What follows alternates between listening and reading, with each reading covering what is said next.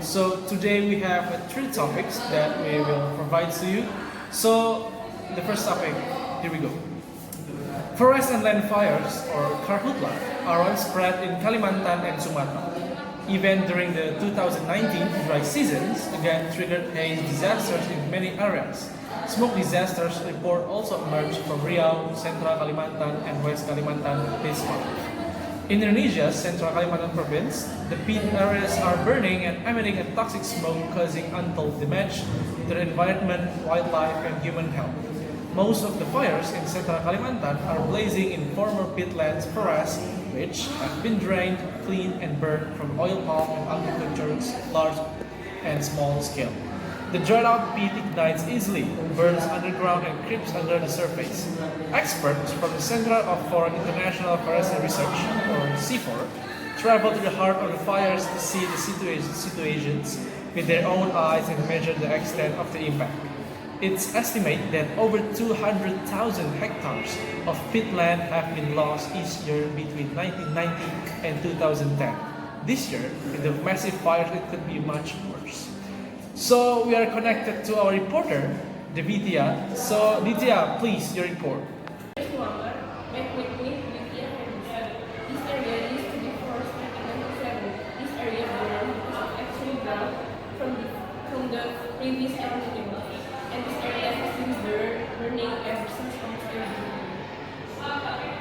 This is a burning area. This is the location of the Sun village downstream from Pawang district to down district. Alright, today I will interview the head of the BMKG Center, Mr. Basa. Good morning, sir. Good morning.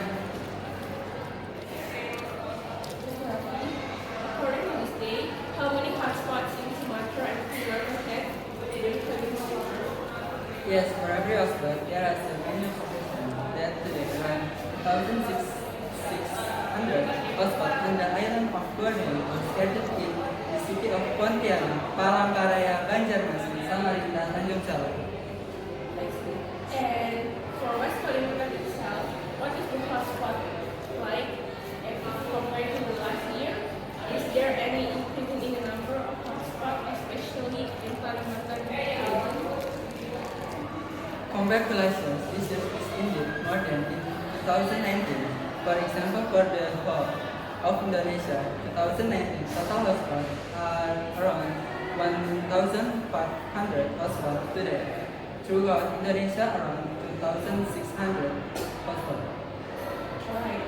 And the number is more than last year, which is significant here. Is the distribution of the case. And can you explain what smoke distribution is in the Kalimantan region? Yes, the condition of the smoke distribution of hotspots are persuasive because the hotspot changes every day. We, the BMKG team and the monitoring committee, see that they are starting to spread from Kalimantan. Alright. And then, sir, the Malaysia has reported to Indonesia related to the case that caused the during conflict. Is it really true that there is a case distribution to Malaysia? Yes, we need to compare. I have to look for continuously during the early September period from the 3rd to the 7th. Most smoke distribution was taken from Kalimantan to Malaysia.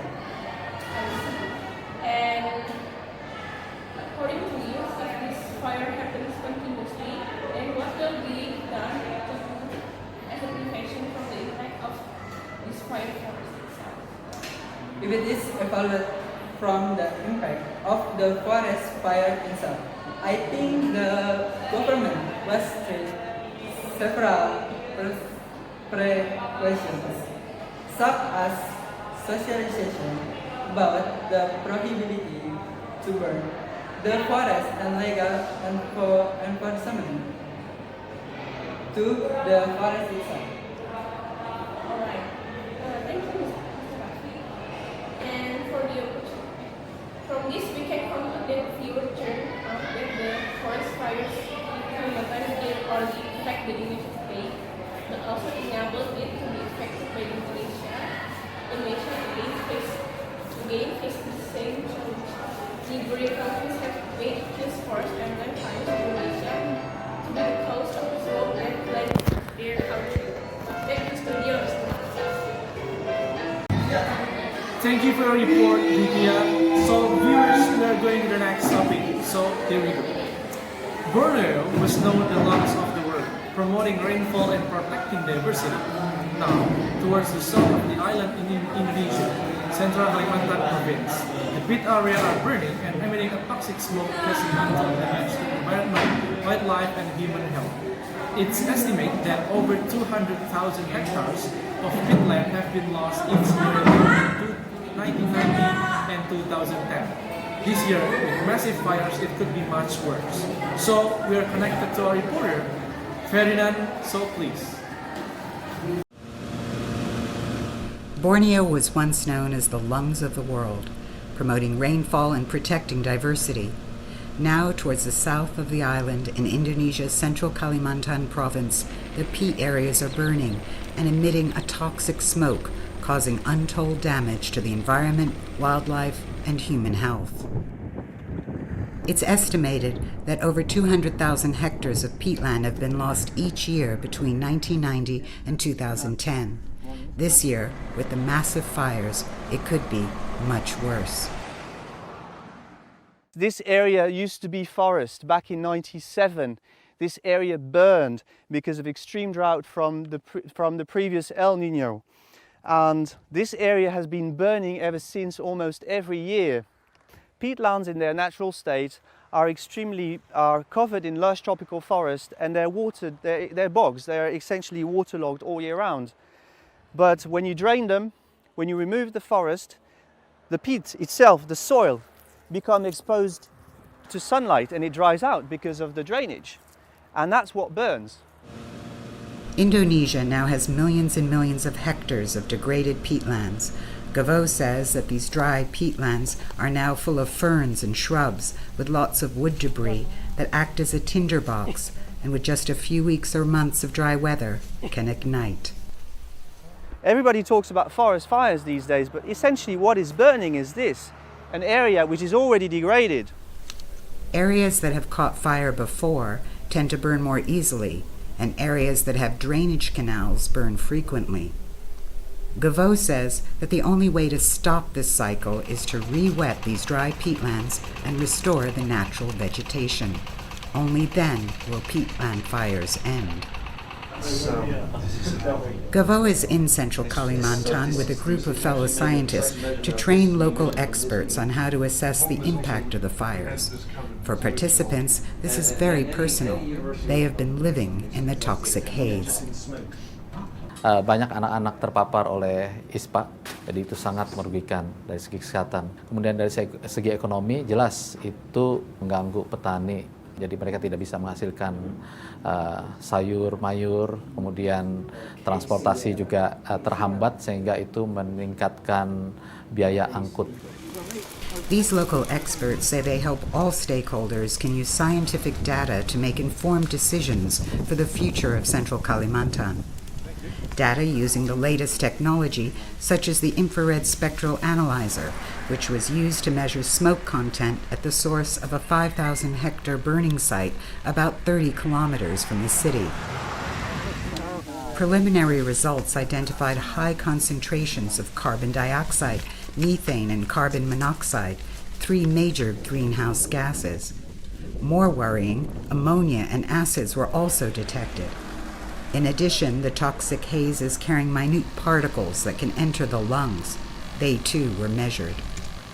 Normally, I think a relatively safe limit is something like 50 micrograms per meter cubed, and the meteorological department here are reporting values of 1,000 or even 2,000 micrograms per meter cubed, which is absolutely extreme, and not only confined to a single day either, but going on for weeks or even possibly months. So this is clearly an absolutely apocalyptic scene. Landsat thermal imaging can pinpoint where the fires are coming from. Images acquired the same day the scientists were there revealed a 20-kilometer flaming front line that is moving towards the Kalambangan forest, home to some of the last remaining orangutans. Using Landsat imaging from before and during the fires, Gavo and his assistant estimated that since September, over 600,000 hectares of land have already burned near Palangkaraya. For the future, a long-term strategy with clear scientific data is needed to restore the peatlands back to their pristine state and prevent further devastation to one of the oldest and most diverse forests in the world.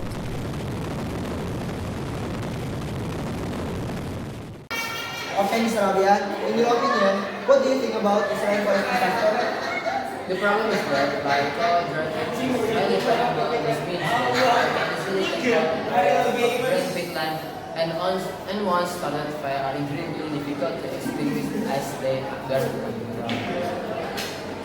What step can the people do to help extinguish the fire? The people can help with burning sprinkler system on the nearest post on Kalimantan province or official part of Indonesia. They can help the firefighter with becoming a volunteer at the fire site. Okay, how many animals have died on this disaster? Can you tell me exactly what happened to the animals? About 500 million animals have been affected by the fire across the world, with millions likely dead and less conservative estimates. The number of total animals affected could be as high as 1 million nationwide, according to ecologists from the Borneo Wildfire. What the government do to handle this situation? State and the authorities have been working really hard to extinguish the fire on the Borneo site. The government also asking for help in the United Nations. Okay, thank you, Mr. Abian. Back to studios. Okay, viewers, that enough from the previous news. Now we are going to the next topic about how to reforestation is forests. We all know that keep our forests green not only the government job, but also it's our responsibility as human beings to preserve our environment. Moreover, there have been forest fires at large scale in this year. We will show you how to replant the bare forest, which is being decided by forest fires either naturally or because of unkind human behavior. Because of the burning forest should be planted the tree again to keep the functioning of the forest properly. Well, we have connected to our reporter, Windy Mornisa.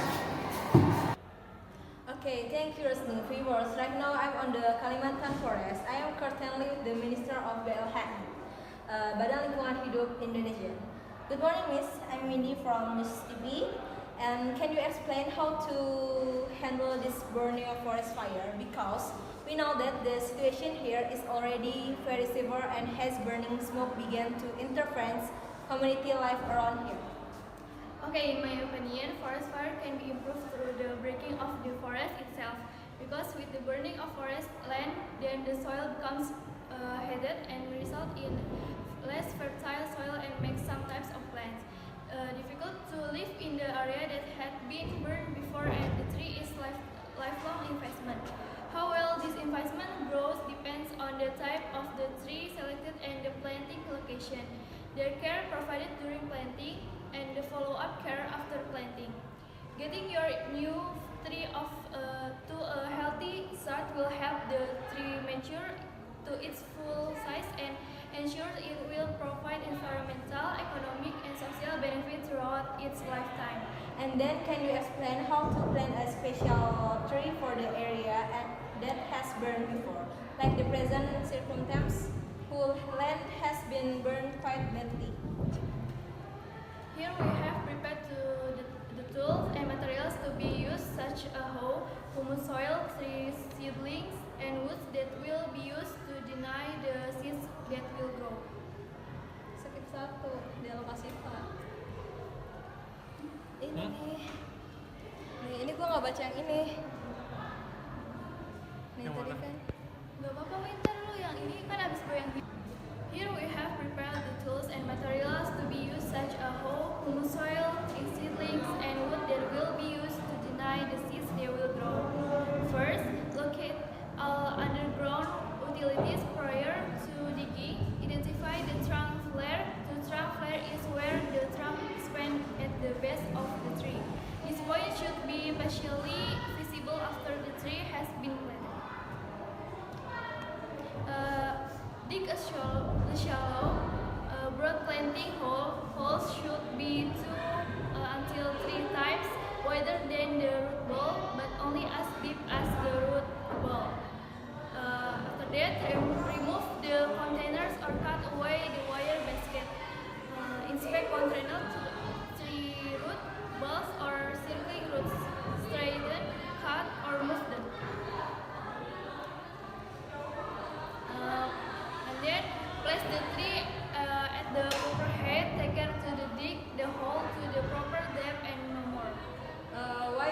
the depth of this hole would be considered as detailness?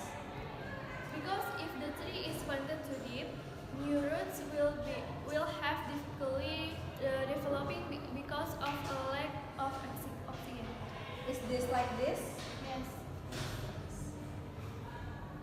After that, straighten the tree in the hole before backfilling. Have someone view the tree from several directions and to confirm it is straight. Fill the hole gently, but firmly. Pack soil around the base of the root ball to stabilize it. Fill the remainder of the hole, firmly packing the soil to eliminate air pockets that may dry out roots. Further, reduce air pockets by watering periodically while backfilling. Avoid fertilization at the time of planting. Why is the use of chemical fertilizer not recommended in this planning? Because chemical fertilizers applied to plant are not all absorbed by the plant, but there are still residual chemicals that will stay on the ground.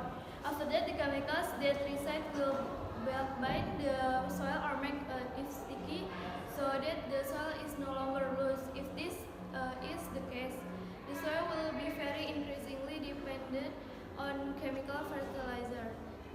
Stake the tree if necessary. Studies have shown that trees establish more quickly and develop stronger trunk and root system if they are not staked at the time of planting. Mulch the base of the tree. Mulch is organic matter spread around the base of tree to hold moisturizer, moderate soil temperature extreme, and reduce grass of with competition. Provide follow-up care, keep the soil moist but not waterlogged. Water trees at least once a week, bearing rain and more frequently during hot windy weather. Thank you, Ms. Hashifa. Okay, viewers, that's how to planting a tree bag. Here we hope that viewers can follow how to replant the tree in order to create Indonesia as the lungs of the world. Back to the studios. Thank you. Thank you, Windy, for your report. So, viewers, this is the end of the show. If you have a comment or critics, you can go to our email, SwissNewsTV@gmail.com, or you can check out our Instagram @NewsTV. So, thank you for watching. I'm Rezu Amar. Goodbye.